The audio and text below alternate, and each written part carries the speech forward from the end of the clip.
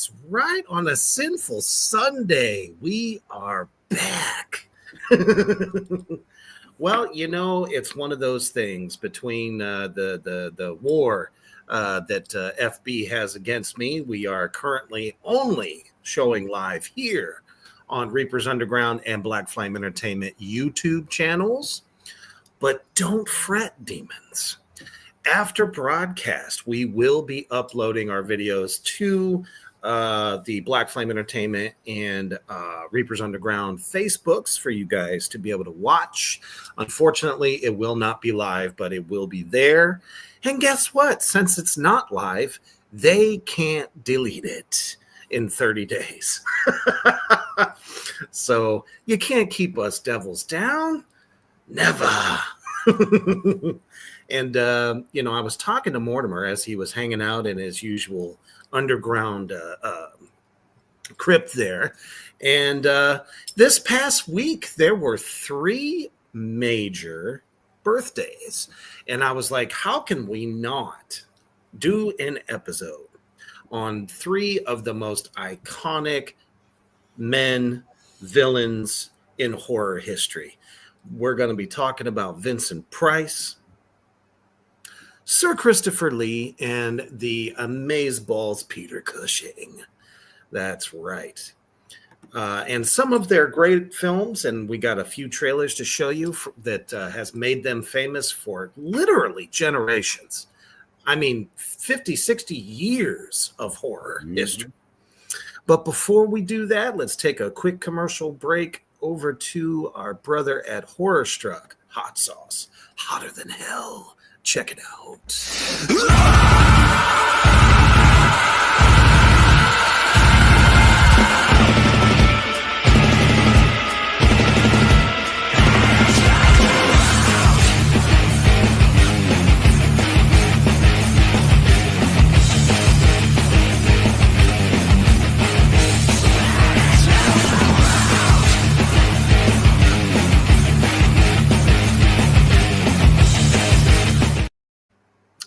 That's right. Y'all know what to do. Get y'all's asses over to horrorstruckhotsauce.com and check out all the new flavors, especially just in time for summertime. And I know all them barbecues have already begun, including ours. So make sure you get over there and get yourself a horrific creation. What's going on, Dustin, Lizzie? Hey, what's going on? As a matter of fact, this is one of those things you should be doing. Get everybody over here, get the word out, help us get the word out that we are live on YouTube right now. Share it. You can still share the link to your Facebooks right now. So we're going to start here with one of the, they call them the Unholy Trinity of horror. And we're going to start with that man right there in the middle, otherwise known as Vincent Price, the most famous voice in horror in so many ways. I mean, Michael Jackson's Thriller wouldn't have been as amazing if it did not have that man's voice in it. He only got 20 grand. That's it? That's it. Come on, man. Yeah. Although I have to say that is a hefty price, though. No pun intended. Bad for Vincent Price, Like you said, but one of the most recognizable voices in all of horror. Exactly. So. Yeah. Oh, absolutely. Because typically, to do a voiceover nowadays, you're lucky to get $500. So 20 grand actually ain't bad, I guess, when you think about it, especially back in the 80s when that came out, because, 20 grand was a lot. The dollar stretched. A piece of the album would have been better. Oh, yeah, for sure. He was born on May 27th, and wrap your head around this one, demons, 1911. Unholy shitballs. I can't even fathom that. And believe it or not, he's from St. Louis, just south of me. Yep. Oh, man.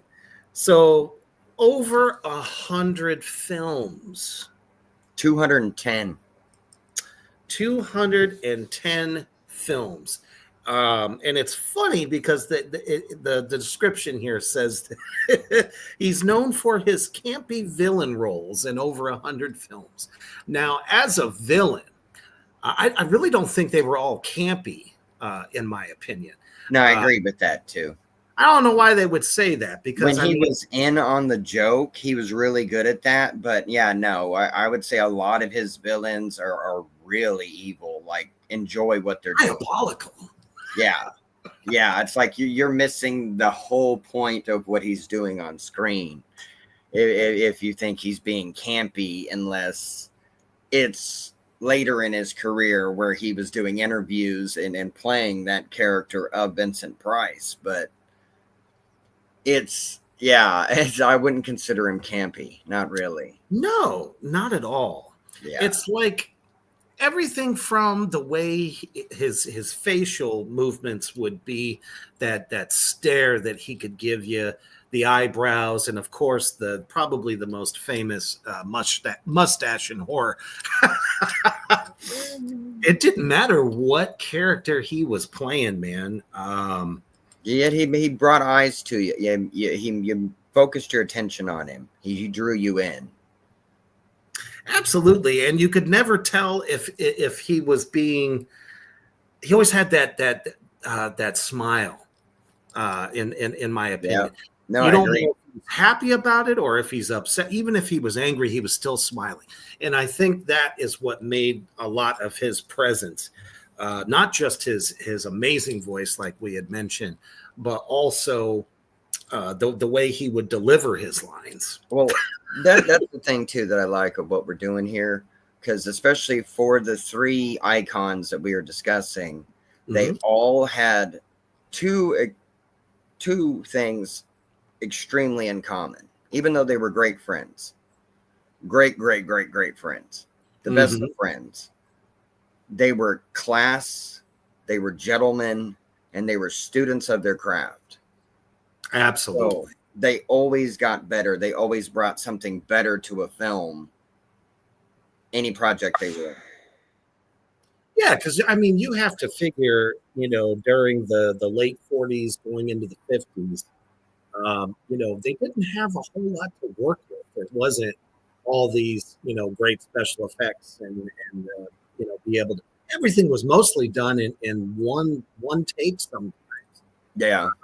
Depending upon the film, because I mean, they weren't nearly as long back then. But I have to agree with Dustin there. He brought Edgar Allan Poe back to a whole new generation, and for generations to come, because there's been films. So many new adaptations based off of what they.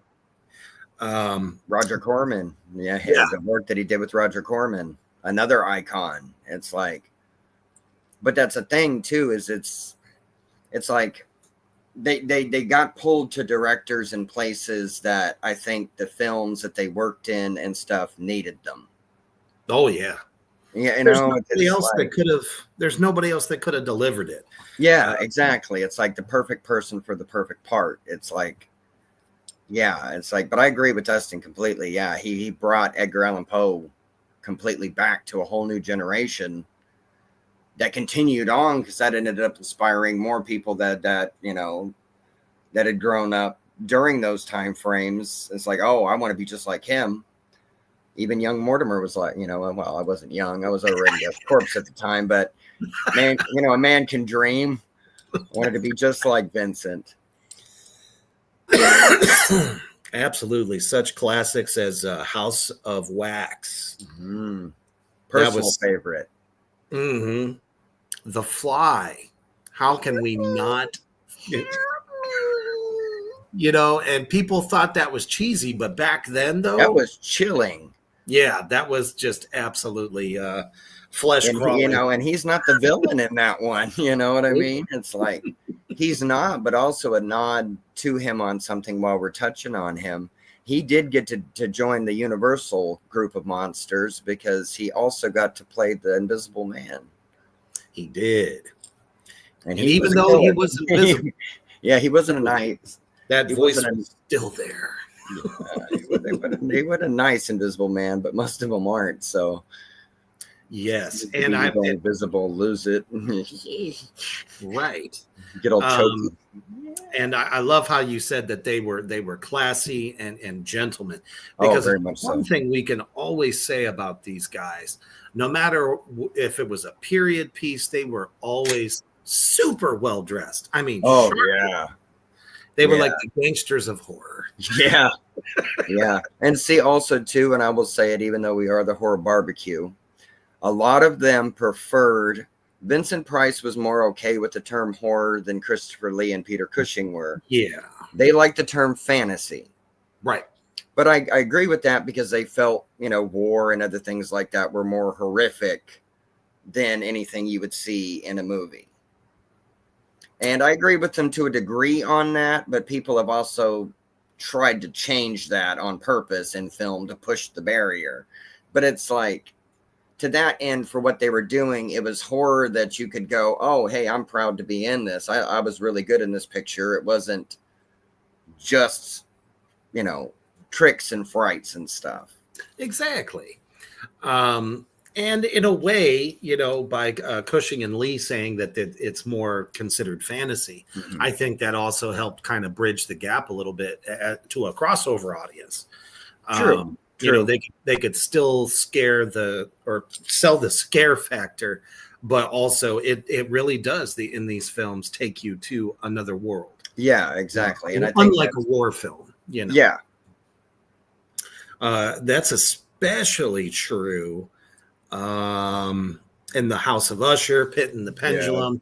Literally, you're transported like back in time. Mask of the Red Death was some of my inspiration for The Legend of Bloody Bones. For his design and stuff, was inspired quite a bit. Just absolutely. Vincent Price is in my top 3 horror icon actors of all time. Easily. Dustin says, what's amazing is how many indies they worked on at the time, and now they are iconic for them. Yeah, that's another thing. These were done on shoestring budgets, man. Yep. So definitely pioneers of indie film. Very much so. But it's so funny because even though he's so well known for playing these villain roles, he ended up voicing a bunch of stuff for Disney. Yep. Yeah. Well, it's that voice, as you said. It was instantly recognizable. Yes, it didn't matter what he was in. Let's see. He did The Great Mouse Detective. And then he was in a couple of dramatic roles as well, particularly one called The Whales of August in 1987. So he never slowed down throughout every single decade. Never not busy. And then, of course, getting that, he actually got the an award for his voice in The Thriller as well. Yep. So, and your hands. Yeah. My favorite movie pick for him is House on Haunted Hill. My name is Frederick Lauren. I want to invite you to my party at my house on Haunted Hill. And if each of you can make it through, I will pay each of you $10,000. Back then, that's a lot of money. It's still a lot of money. Yeah, it would take $10,000, Fuck, are you kidding me? To go through that house of horrors? Absolutely. I'd rather go through Vincent Price's House on Haunted Hill than the remakes. No, yeah, for sure. I think you got a better chance of getting out of there in the first one. As long as you don't piss him off, you're good. But I mean, you also have to applaud the even though everyone's seen the newer one, but I mean, they had all different types of creatures and things within that film, and ended up doing a nod to Vincent while trying to do a nod to John Waters. Yeah, Jeffrey Rush was his Stephen Price, funny enough, his look was not patterned after Vincent Price. It was patterned after John Waters. But when Jeffrey Rush put it on as the character, he looked like Vincent Price. Totally It's did. like you can't take him out of this film. And it's like Vincent's going to be there, buddy. Oh, now that is one ghost you can't stop. Who would want to? Exactly. And See, that's grim grinning ghost come out to socialize. That would be great. He's welcome to yes. script anytime.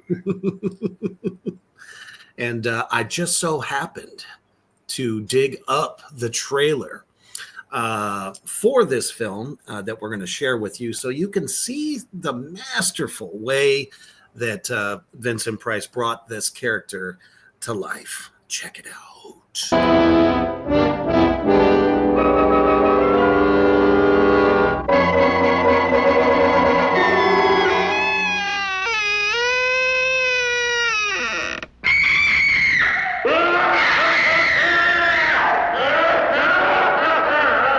I'm Vincent Price, and you're invited to my party in the house on Haunted Hill, where so far the ghosts have murdered only 7 people. So won't you come and make it 8? You'll see human heads without bodies. Mysterious pools of blood dripping from the ceiling. The walls move slowly in against you. Don't try to escape, you can't.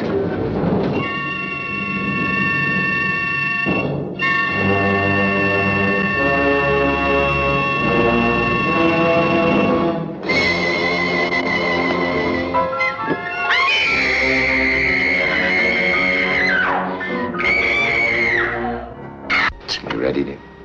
No. Are you ready, dear? Yes, damn you.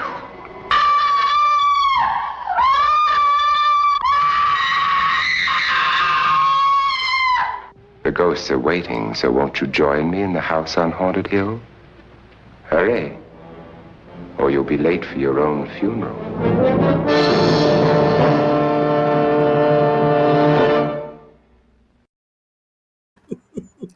I don't know what was more terrifying.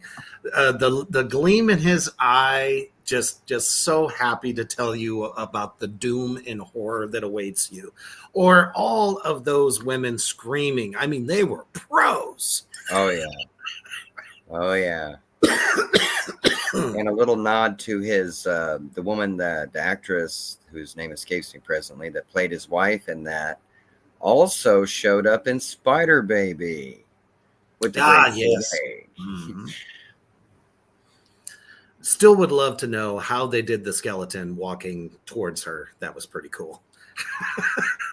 I mean, to us, that's kind of like it's cute, but back then, man, that was terrifying. Oh yeah. Yeah, and that was the film for William Castle where he took a suspended skeleton at theaters, and when the skeleton would come out, he would shoot it on a line right throughout the theater seats. So you got a skeleton come flying above your head. You know, and back then, you know, it's like you said, you're going to jump out of your seats. Oh, absolutely, man. So check it out. A lot of these Vincent Price films you can find just about everywhere. Yep. Just about every platform has at least one or two. Yeah, So, they're smart. Right. You know, it's like so whether it's find Tubi, Prime, as a matter of fact, Mortimer mentioned Plex a little bit earlier. So a lot of the free ones as well. That you can find some of these. I have to agree, this was another good one, Dustin. He says Dr. Anton Phibes or Phoebes. Yeah, there you go. Yep. Yeah. So we'll definitely. I'll have to go back and watch that one. I haven't seen. Yeah, you'll like it. Yeah, it's a trip. Yeah, it's Vincent Price greeting the 70s in like the best possible way as a horror villain. It's amazing. Oh yeah. Yeah. All right. I think it's time to move to our next icon. Let's go ahead with Peter Cushing. Peter Cushing. And let me bring him up real quick. known as the greatest. Um, oh my goodness. Fantasy hero. Yes, Honestly, there we or go. madman at the same time. See, that's the beautiful part about these gentlemen, is they're able to span characters that are completely noble, completely brave, will battle the fiends of darkness forever.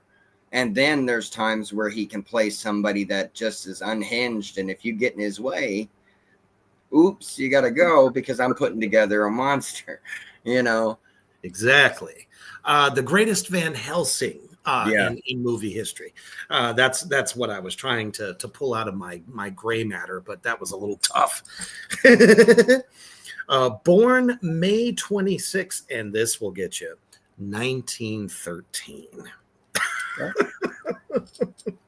Again, over 100 films. Yep. 132. Stage, television, and radio roles as Yep. well. Let's see. And he was born in the United Kingdom. But honestly, the world was taken by storm once a little film company called Hammer Horror decided to put together probably the greatest legacy in horror history. Of all different types of films, taking the Universal monsters, retelling them, rebranding them. I mean, literally everything. Yeah, keying back into more of the old school lore that they had initially come with, that Universal and a lot of them didn't have. And then with Hammer, especially for us horror lovers, we got full blood, we got medieval torture scenes, we got, like you said, take you back literally in time, hundreds of. I think we lost him for a second. Hold on.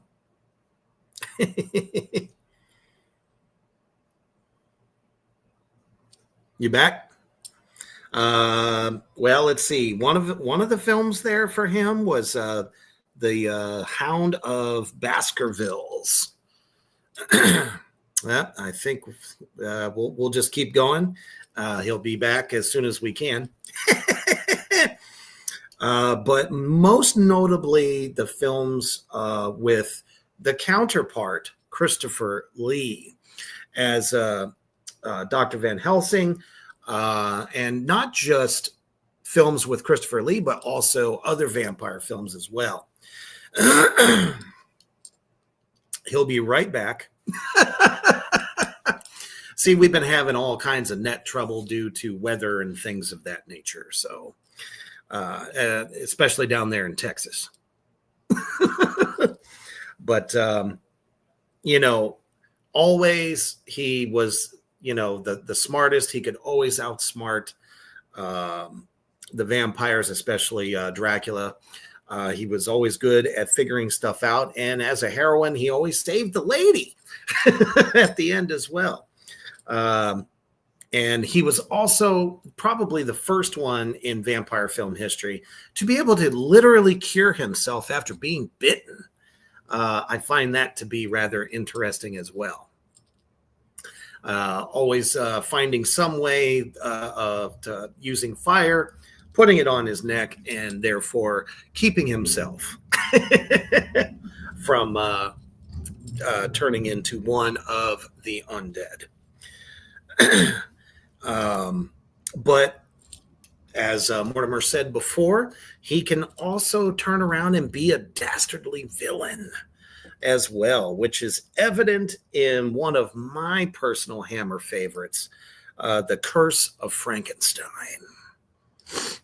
Let's see. Dustin says, Peter Cushing had the brilliant way of appearing to do little and speak volumes. Yeah, exactly. It was never anything over the top. He was also, good at using whatever was available to him to either kill a vampire, and a lot of stunt work, especially in a film called The Brides of Dracula, which actually Dracula wasn't even the main vampire. I don't know why they called it that other than marketing. But to kill the vampire at the end of the film, he had to jump onto a windmill in order to get it to make the shadow of a cross, which is what defeated that vampire. So it goes right along with what Dustin just said there too. So, but in Curse of Frankenstein, he plays Victor. He's kind of a drunk. He's crazy. He's mad, and all the while he's creating the Frankenstein monster, who was absolutely terrifying. For the first time being in color. Definitely recommend to everybody out there in the Black Flame universe to check that one out. Christopher Lee actually plays Frankenstein's monster. He doesn't say anything at all, but damn it, his makeup was fantastic. And just all around great film and adaptation of Frankenstein. Very, very different from the Universal Frankenstein, as you will see right now in the trailer for that. Check it out. Village in Switzerland lived a man.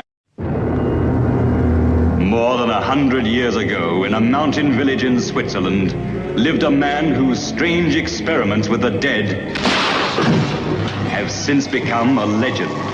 A legend that is still told with horror the world over.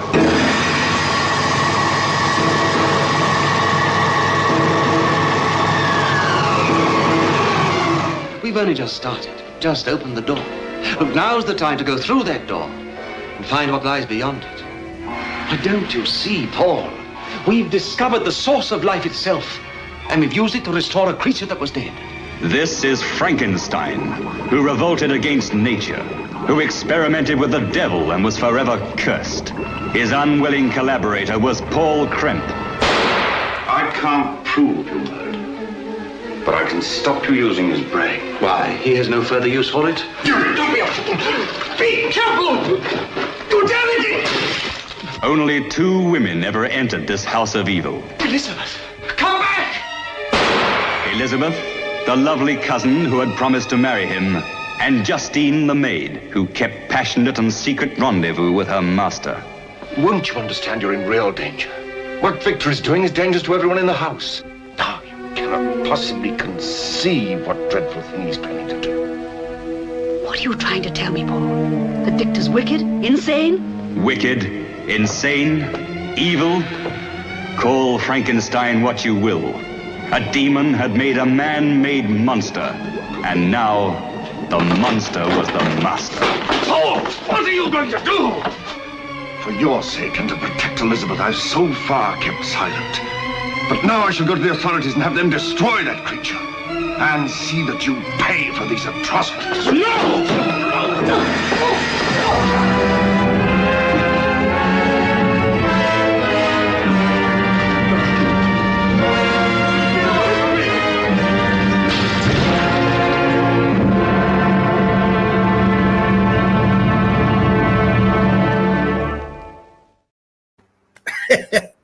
That has to be my favorite line.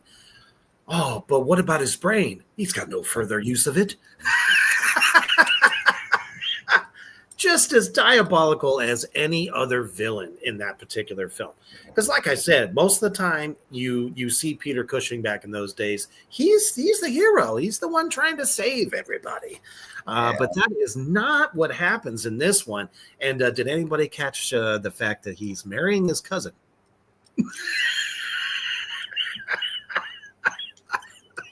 Probably right past everybody on that one, but that in that particular trailer, I thought it was funny that they had no problem mentioning that.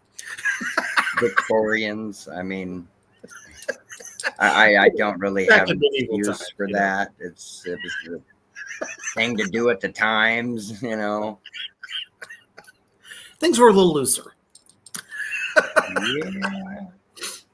Oh my goodness. But I definitely recommend checking that one out and any of his work. And as you know, he also shows up in the early Star Wars films as well, which he nailed it there too. talk about, crossing over from horror and into one of the best, greatest sci-fi franchises in film history as well. Anything you want to add to that before we go on to the coup de grace? Well, also, the thing that they all shared too, though, is they didn't forget about the young boy that they were. Oh, yeah. You could see movies and stuff, and there's even a picture you can find of, if you look up for Peter Cushing, where he is going to a fancy dress party. And England, they do, it's like you dress up in funny things and stuff, and he's a pirate. So he's got the eye patch and and he's all into it, and it's great. I adore it.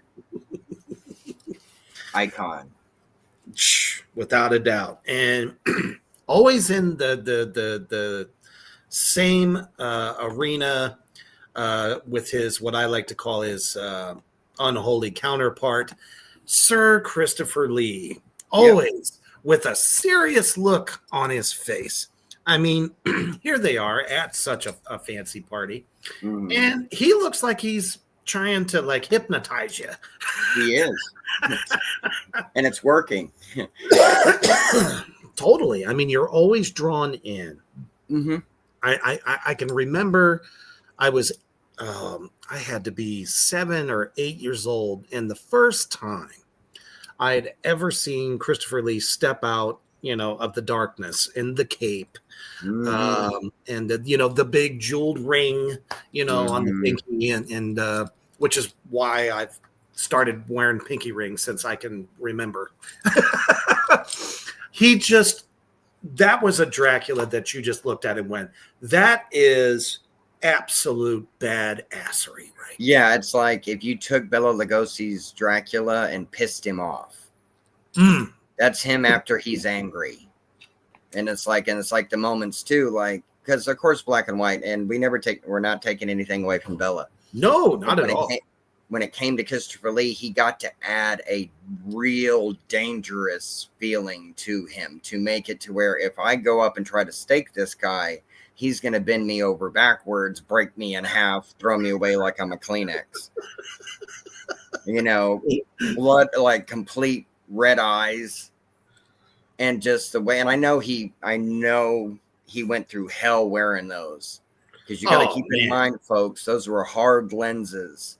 Yep. So he had glass literally covering his eyeball and blood red just coming out in the cape like that. And you couldn't get anything more classy and horrific at the same time. And that was really tough too, because they would always do tight, shots where it's literally all you see is his eyes and he has to hold them open. Yeah. And you don't want to exactly. Yeah. Oh, that was the same problem that Michael had on Thriller. Yep. But he had way better and more modern contacts even then than Christopher Lee did dealing as Dracula, for sure. Absolutely. I mean, let's think about it for a second. The hair. The man has one of the greatest heads of hair. Yeah. Just perfect. They didn't have to add anything.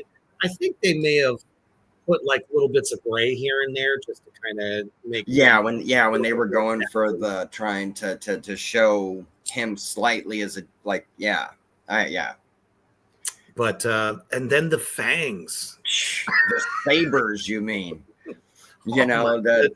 It's like I gotta say, for him, to me, as you were talking to Horror Show Jack the other evening, for me it's the same thing. He's got the Christopher Lee's fangs in that. There isn't a Dracula that really tops that. And Bela Lugosi didn't even wear fangs, so he can't. Right. This was legit the first time we get to see. Now, not taking anything away from Count Orlok, but no, but still, his fangs are completely different. Yeah, you got colored blood coming down his mouth. It's like he actually drank blood.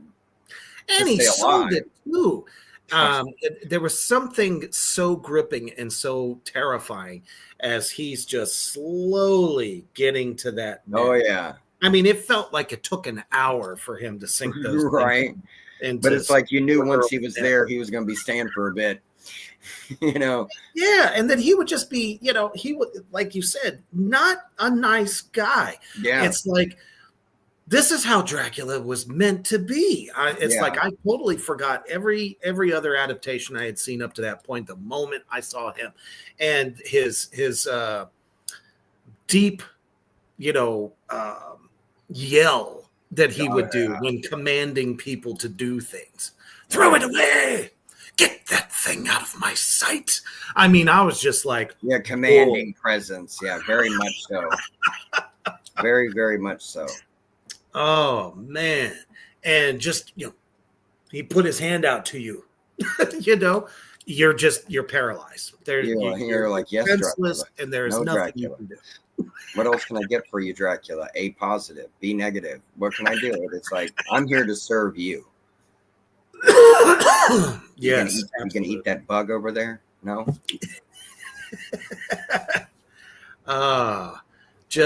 There was nothing romantic about him. No. I mean, in a way, there was kind of like a he had the sensual sex appeal, but the dangerous. It's like, didn't try to girl, sell it. you go with him.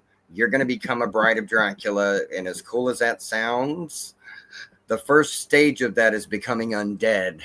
Right. And that can be kind of a pickle because it took me a while.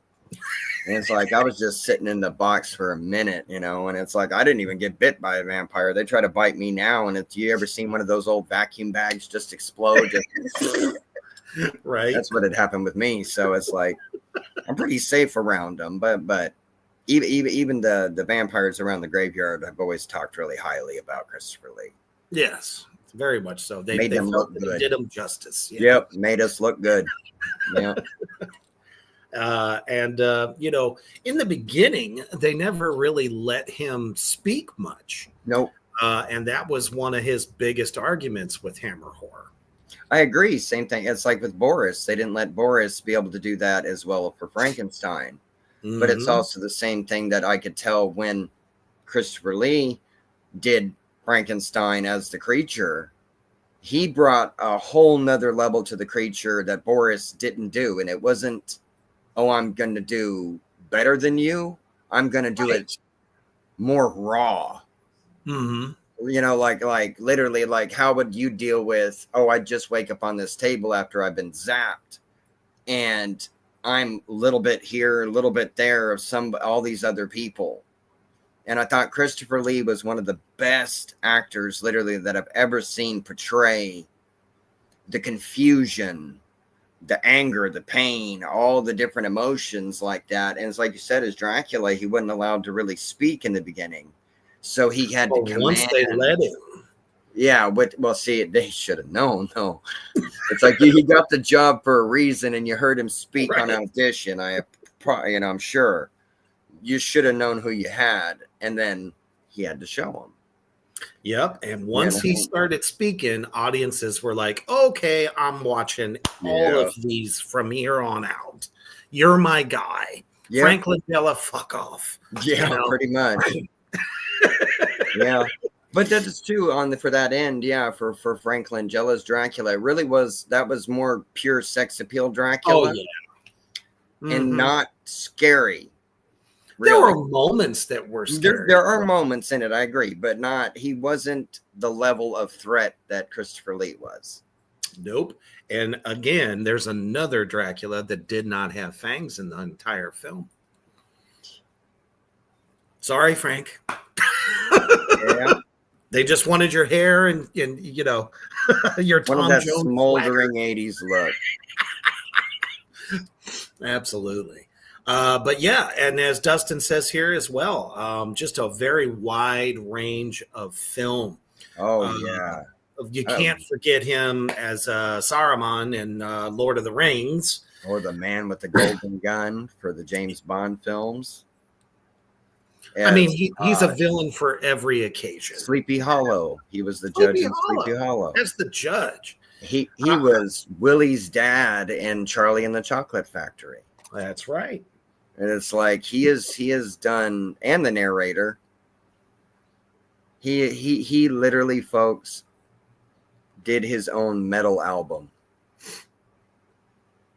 Oh shit! Oh yes. I was not aware of that. Oh yes.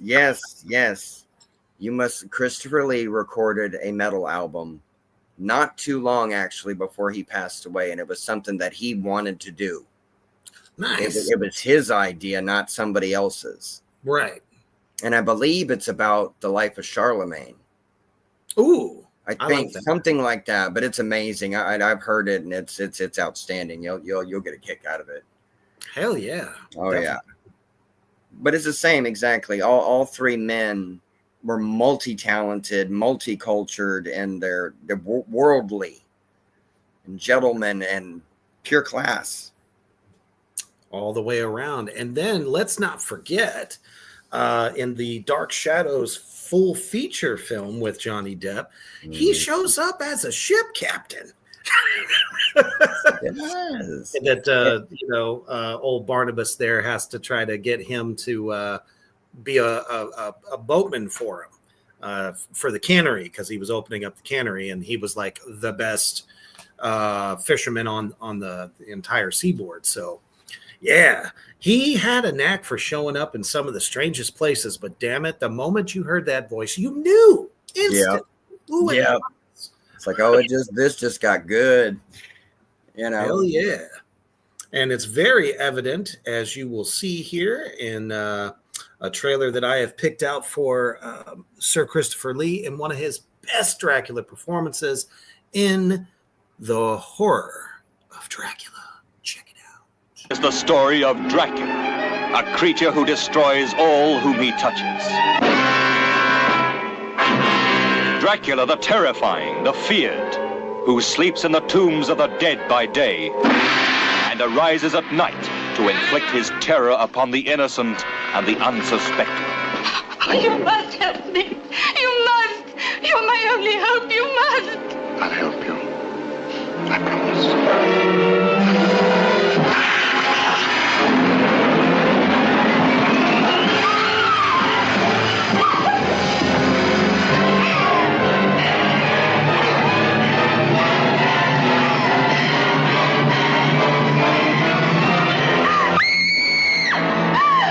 Please try and understand. This is not Lucy, the sister you loved. It's only a shell, possessed and corrupted by the evil of Dracula. How do you destroy a fiend who has so far proven himself indestructible? Those who come to end his reign of terror stay to become his victims. Castle Dracula is somewhere here in Klausenberg. Will you tell me how I get there? You ordered a meal, sir. As an innkeeper, it's my duty to serve you. When you've eaten, I ask you to go and leave us in peace. This is the doctor who dares to challenge the vampire Dracula. This is the anguished man who fears for the lives of his beloved, the girl who is his sister, and the one that is his wife. Dracula, the bedeviled master of all that is evil.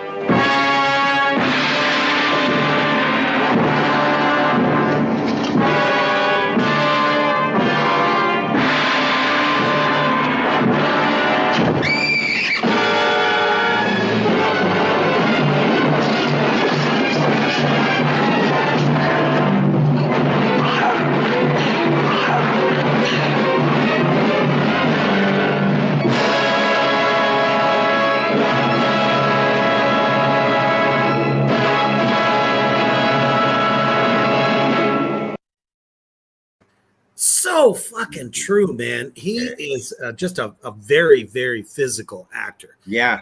I mean, and he's an equal opportunity, throw you across the room kind of guy. Didn't matter if you were a woman or a man. I'm just gonna get over here. Also did some work in the Inglourious Bastards range too. Mm-hmm. So in real life. So yeah, so he's awesome on multiple levels. Oh yeah, and it's getting an argument with the well, there's the thing, getting an argument with the director. Why are they arguing? Because Christopher Lee told him that's not what it sounds like when somebody stabs you.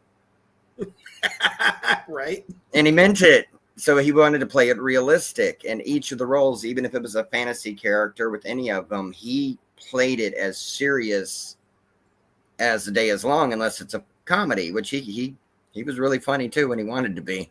Oh, They all were. They all were, you know, and that was the thing. But yet again, you see Peter Cushing taking on, like he said, it's like they were always clashing in all the films. And you if you're gonna have an amazing hero, you better have a really badass villain. And Christopher Lee killed it, drank it up every single time. Every time. And he was a great singer as well. Yeah. Probably. Yeah, they all were very multi-talented people. They really, I mean, Vincent Price with painting and cooking, you know, especially, and it's like, and dancing and all the things that Peter Cushing, I mean, they all had amazing, it's like jack of all trades. But yet they found their place in horror, and they really set the horror world on fire. Again, you can catch so many of these films on multiple platforms, however you get your films. And he was born May 27th, 1922. Yeah. So him and I Vincent. guess y'all know what to do every May, because literally their birthdays go one after another. So you might want to think about doing a marathon for each of these icons of horror. Just if you want to just pay tribute or just check out some seriously good film, because these actors took every role so seriously, so dedicated. Even if it was a comedy. Even if it was a comedy. Even if it was a comedy, 100% all in. Now, I do believe that you uncovered one film that actually brings all three of them together. Yes, and you get a horror bonus for this one and a TV bonus. It is The House of Long Shadows. It's from 1983, and it's the one time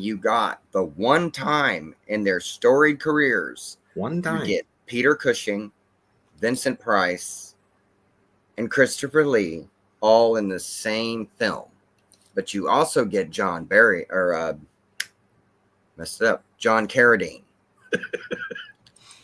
who is Kill Bill's daddy. You know, it's literally Bill's daddy, you know, but he also had played Dracula himself and had done horror characters and stuff. And I have to 100% recommend this film. It's great. And it's called a horror comedy. It's more horror than comedy. I believe that. Murder mystery. I mean, it's a great ride. It's a slow burn in the beginning, but a lot of films were like that for a while. And just get past the slow burn beginning because it's worth it. And your star of it, or leading man, is Desi Arnaz Jr. Isn't that crazy? And he did great. I thought he did great in his part too. So, and it's wild. It's as wild as their careers were. Nice. It's crazy. And where can they find that right now? Everybody out Presently, the only place I've been able to find it is on a platform called Plex. Nice. Plex. And from what I gather, it's like Tubi. I just skipped the sign in, typed in House of Long Shadows, and up it came, and got to watch it for free. It'll show ads, but most of us grew up with commercials. I grew up before there. I don't know why people are so I have to have it without commercials. It's like, come on, man. That was your chance to go make a sandwich, go to the can, use the bathroom, refresh your drink. Yeah. And bomb somebody. I mean, do what you got to do. Get the finger sandwiches together, Right? Get the juices pumping. That used to be the thing. And, to me, it's also a way to keep up with whatever's coming out or coming up or, exactly. Especially they would always advertise upcoming films that are coming out too. So it's always kind of a good way to get it. But with the internet and Facebook and all that bullshit. I guess you get enough ads. But we digress, though. The 3 icons of horror. Happy birthday, gentlemen. Wherever you're currently haunting, we will definitely sing your praises until the ends of the earth, because without the 3 of these gentlemen, we wouldn't have modern horror as it is today. They were just as important as the people who wrote the stories. Very much so. Because you could have a great story, but if you want people to see it as a film, you better have great actors to help you tell that story. Exactly. And bring those characters to life. Exactly. And they did that every time. Or unlife. Right. We want to thank you all so much for joining us on Sinful Sunday in order to celebrate these 3 icons of horror. They're always going to be mentioned. It doesn't matter what film or decade that we are talking about, because you always have to mention them, because there are so many actors and actresses that have kind of patterned themselves after their delivery, professionalism, and just all around kick-ass character actors.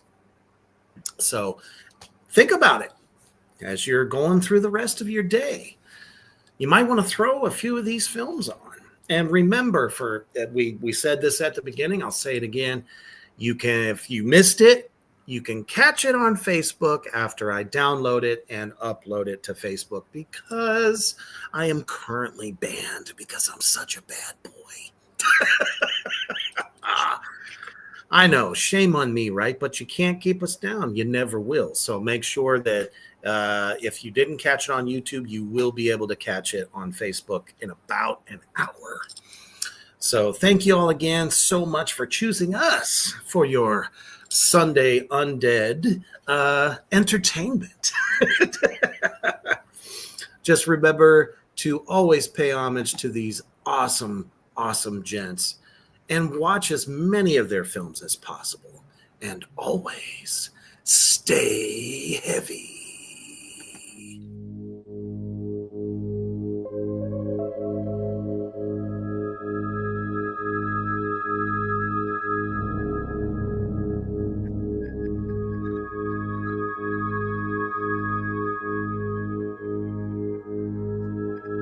Thank you for joining us on Rebirth Underground. Stay tuned for more from Black Flame Entertainment.